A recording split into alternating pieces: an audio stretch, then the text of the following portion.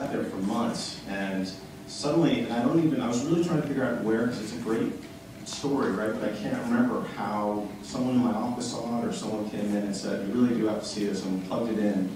And the minute you saw that show, you realized it was not a one-joke premise. It was really fantastic and rich, and great characters, and a real human, interesting time. What do you think Being Human adds to that conversation, the conversation of just being a young person today?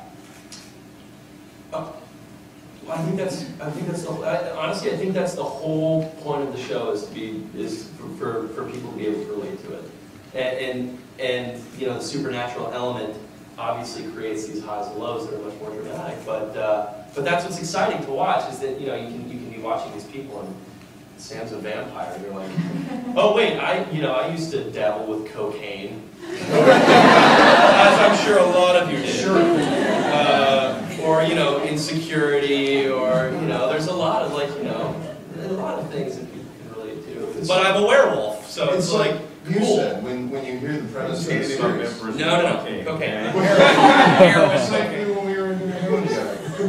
When you said about the series, you said, "Oh, vampire, werewolf, ghost, no, thank you." And I think when I heard the same thing, I was like, yeah, I don't know if I want to do that. But when you read it, you realize that, oh, this isn't really about some things that people need to have some sort of forum to be thinking about, and this is just a way to actually do more and get more under the radar of the censors when you say, oh no, it's just silly werewolf stuff, don't worry about it. It's for me, that was why I absolutely was dying to play the role, because it was so clearly about the thing that it was about. I mean, it's so relatable, especially dealing with people in their 20s. I feel like we all have parts of ourselves that we want to hide from the rest of the world, and parts that we feel are monstrous. And that's exactly what these people are doing. But the stakes are higher. Sam? Okay, you two think about this while... Yeah, this is terrible. This is terrible. It's always hard to talk. I can talk about everybody else, I feel like, but it's, yeah, I don't know. I don't, honestly, so the question was something that about you that would surprise your fans. That would surprise my fans. Megan, and we're coming back to Sam. Sam, all right. Run to the litter. Right yeah, I'm going to think something real good now. Who knows Mario Kart? These guys are going to kill me. I can do impressions of some of the characters. Okay, here's Peach. Ding dong, bye-bye. And she was like, take that. And then here's Toad. I'm the best. Okay, and here's Yoshi. And here's the most obnoxious. You're doing all of them. Here's Oreo.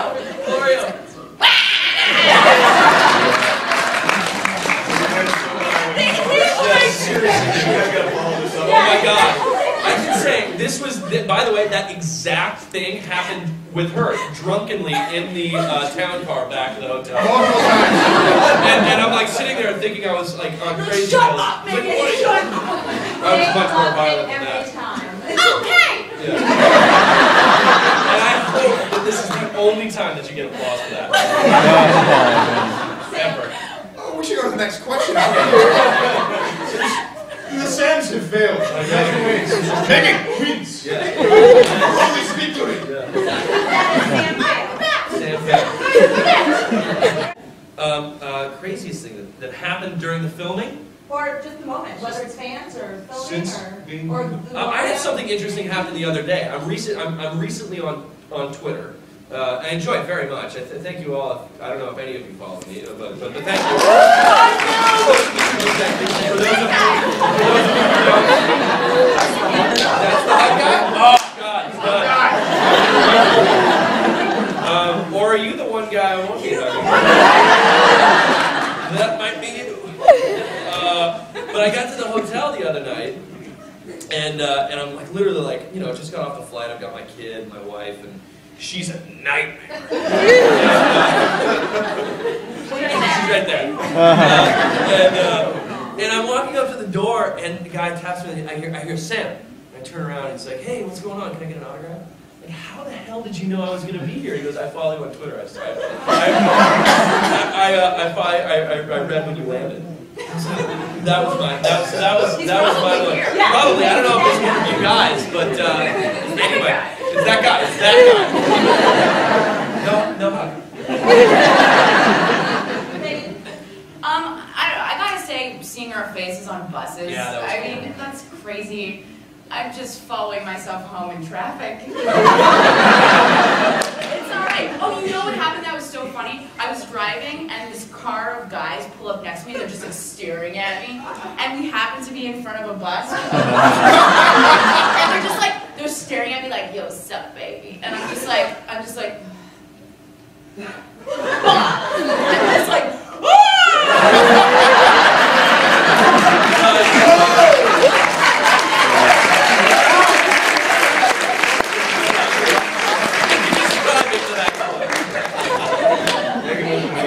Horrible lawsuit. Everybody on the bus suit.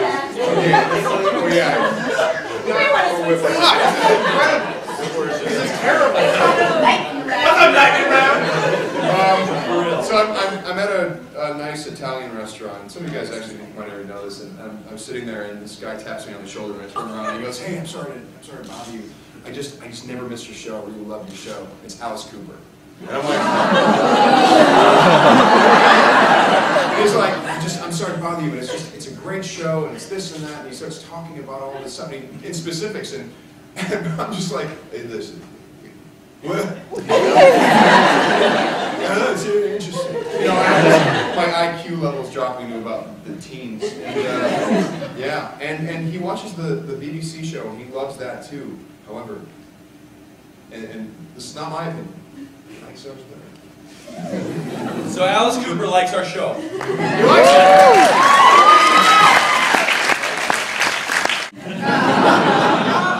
Very. I love all my children.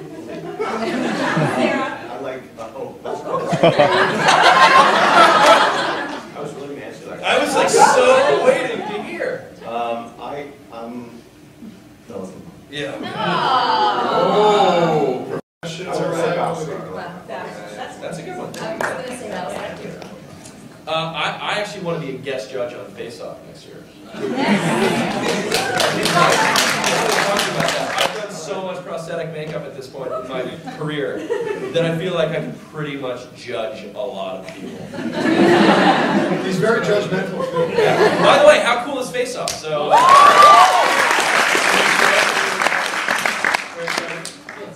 I'm gonna say Battlestar, because Original series Star Trek. and over with the win. I'm even trying to sit like that. Not a sci-fi. It's not. So I think we can all agree Megan Rath is the winner. Yeah. Oh yeah.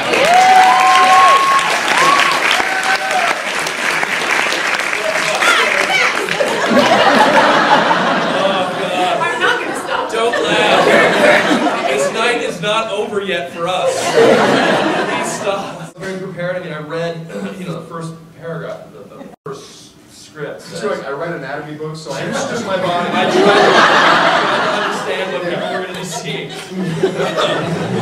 was trying to understand what people were going to be going through changes. It's an anatomy book.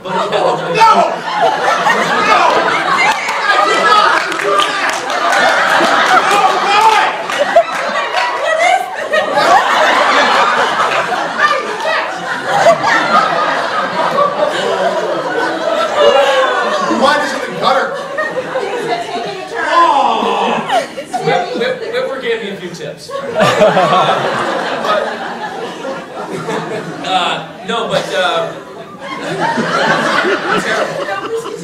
I know.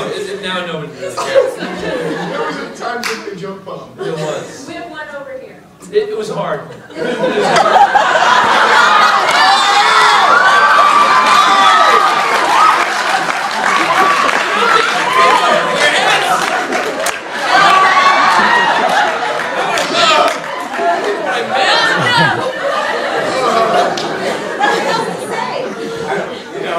Turn the camera on, let's go.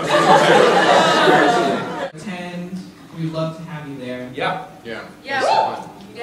the plan. They're still getting set up. They get set up pretty far in advance, so we're still trying to figure it out. I know I'm going to WonderCon next weekend to promote a film that I have coming out in April, end of April. And I know I'm going So to if any- DragonCon. She's not going anywhere.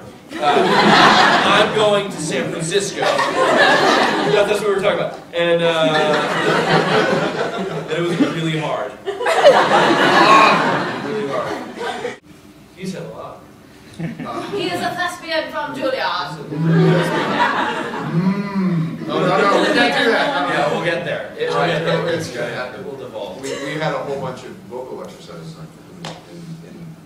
on set. All of which are inappropriate. Yeah. Yes.